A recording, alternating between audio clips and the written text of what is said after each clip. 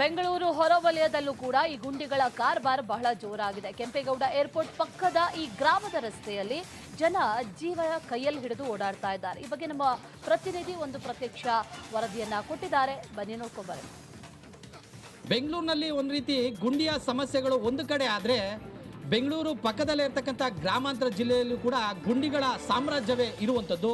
ನಾನೀಗ ಬೆಂಗಳೂರು ಗ್ರಾಮಾಂತರ ಜಿಲ್ಲೆ ಅಂದರೆ ಕೆಂಪೇಗೌಡ ಏರ್ಪೋರ್ಟ್ ಪಕ್ಕದಲ್ಲೇ ಬರ್ತಕ್ಕಂಥ ಒಂದು ಗ್ರಾಮದಲ್ಲಿ ನಾನಿರುವಂಥದ್ದು. ಇದು ದೇವನಹಳ್ಳಿ ತಾಲೂಕಿನ ಗಂಗವಾರ ಚೌಡಪ್ಪನಹಳ್ಳಿ ಗ್ರಾಮದಲ್ಲಿ ನಾನಿರುವಂಥದ್ದು. ಇದೇ ಒಂದು ಗ್ರಾಮದಲ್ಲಿ ಹೋಗ್ತಕ್ಕಂಥ ಈ ರಸ್ತೆ ಮಳೆ ಬಂದರೆ ಸಾಕು ಯಾರೂ ಕೂಡ ಈ ರಸ್ತೆಯಲ್ಲಿ ಓಡಾಡಲಿಕ್ಕೆ ಸಾಧ್ಯ ಇಲ್ಲ. ಯಾಕೆಂತಂದರೆ ಗಂಗವಾರ ಚೌಡಪ್ಪನಹಳ್ಳಿ ಈ ಒಂದು ರಸ್ತೆಯಲ್ಲಿ ಸಾಕಷ್ಟು ವಾಹನಗಳು, ಶಾಲಾ ವಾಹನಗಳಾಗಿರ್ಬೋದು, ಬೇರೆ ಬೇರೆ ಗೂಡ್ಸ್ ವೆಹಿಕಲ್ಗಳಾಗಿರ್ಬೋದು, ಶಾಲಾ ಮಕ್ಕಳಾಗಿರ್ಬೋದು, ಎಲ್ಲರೂ ಕೂಡ ಇದೇ ಒಂದು ರಸ್ತೆಯಲ್ಲಿ ಹೊಸಕೋಟೆಗೆ ಕನೆಕ್ಟಿವಿಟಿ ರಸ್ತೆಗೆ ಹೋಗ್ತಾರೆ. ಆದರೆ ಸಂಪೂರ್ಣವಾಗಿ ಇದು ಎಲ್ಲ ಸುಮಾರು 3-4 ಕಿಲೋಮೀಟರ್ಗಳು ಇದೇ ಒಂದು ಗುಂಡಿ ರಸ್ತೆಗಳಾಗಿರುವಂಥದ್ದು. ಈ ಒಂದು ಗುಂಡಿ ರಸ್ತೆಯಲ್ಲಿ ಓಡಾಡಲಿಕ್ಕೆ ಪ್ರತಿ ಸಲ ಬಂದಂಥ ವಾಹನ ಸವಾರರು ಬಿದ್ದು ಹಲವಾರು ಗಾಯಗಳು ಕೂಡ ಮಾಡ್ಕೊಂಡಿರುವಂಥದ್ದು ನಾವು ನೋಡ್ಬೋದು.